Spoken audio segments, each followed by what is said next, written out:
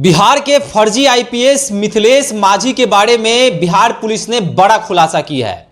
जी हां, मिथिलेश माझी का फर्जीवाड़ा पकड़ा गया है, झूठ पकड़ा गया है।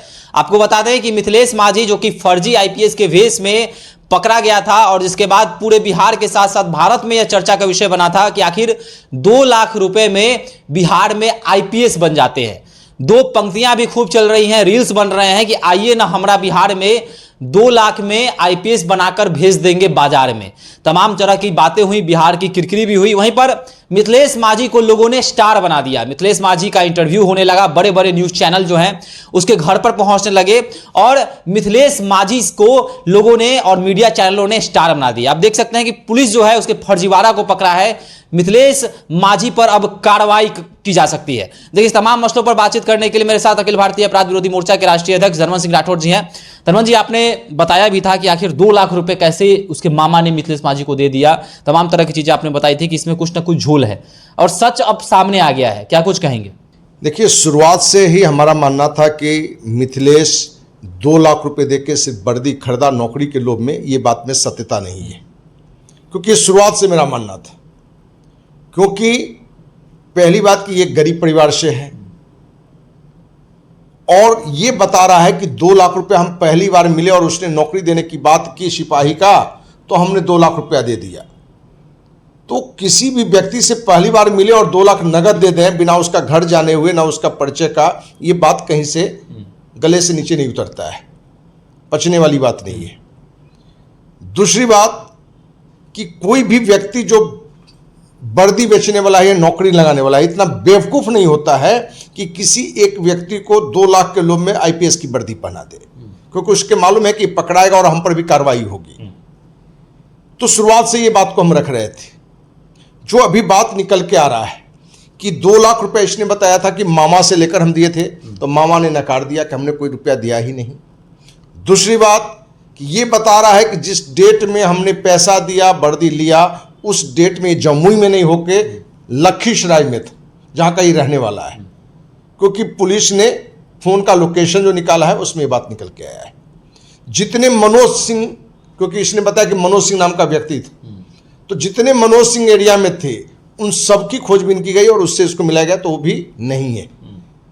तो हमने शुरू से ही एक अंदेशा लगाया था कि जो हो सकता है कि ये लड़का का बेवकूफ़ जैसा चेहरा, माने थोड़ा बचपना जैसा चेहरा और थोड़ा बेवकूफ़ जैसा बात भी कभी करके बेवकूफ़ बनाने की बात करता है, जबकि बेवकूफ़ है नहीं, ये शातिर है। तो कला का उसमें था। तो हो सकता है कि ये गिरोह में एक टीम का सदस्य हो और ये शराब की खेप, क्योंकि हमारे पास एक नहीं दर्जनों शिकायत इस बात की है कि बिहार के अनेक जिलों में प्रखंड स्तर पर, पंचायत स्तर पर पुलिस वर्दी में सामान्य व्यक्ति भी शराब के खेप को आगे बढ़ाता है। अब इस घटना में शराब की घटना को अंजाम दे रहा था बड़े खेप को, या हथियार का एक बड़ा सा खेप हो जिसको के लिए इसको आईपीएस की वर्दी पहना दिया गया कि पकड़ाएगा तो बता दिया जाएगा 18 वर्षीय है, नौकरी के नाम पर कोई 2 लाख में, एक पहले से ही कहानी बनाया गया होगा। तो इस पूरी घटना में जितना पुलिस आज भी हल्के ढंग से ले रहा है, तो पुलिस को हल्के ढंग से ले लेना है, क्योंकि हो सकता है किसी बड़े गिरोह का सदस्य हो और इसके खेल में कोई बड़ा सरगना हो, और इसको यदि सही रूप से, हमें लगता है कि हाईकोर्ट के किसी जज के नेतृत्व में इसकी जांच की जाए तो एक बड़ी कहानी निकल सकती है।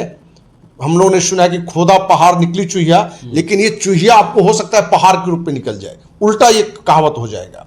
क्योंकि इसके बारे में जो भी बातें इसने कही वो सारी बातें कहीं से विश्वसनीय नहीं है। हिंदुस्तान का सबसे बड़ा ठग नटवर लाल को कहा जाता है, क्या यह दूसरा नटवर लाल इसको कह सकते हैं? देखिए, बिहार में या देश में अब एक से एक नटवर लाल है। पहले एक ठग होता था, 99 सामान्य लोग होते थे, अब एक से एक ठग है। ये भी एक ठग कहिए, ये ठग है या उससे भी बड़ा है, हो सकता है कि बड़ा घटना को अंजाम भी दे रहा हो।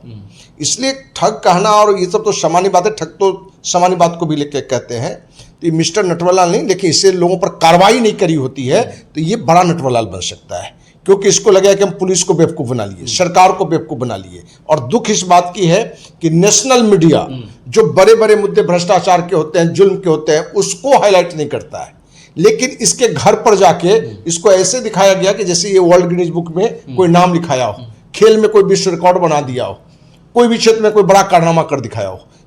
इस तरीके से बड़े मीडिया को इसको दिखाना, ये भी युवाओं को गलत दिशा में ले जाएगा, क्योंकि लोगों को लगता है कि सस्ती लोकप्रियता, एक सस्ती पहचान मार्केट में हम इस तरह के भी गंदे खेल से कर सकते हैं। तो मीडिया का भी ये दोष है कि मीडिया को क्या दिखाना चाहिए, कितना दिखाना चाहिए, और ऐसे लोगों की सिर्फ शिकायत करनी चाहिए, उसके घर जाकर उसको हीरो बनाने की जरूरत नहीं है।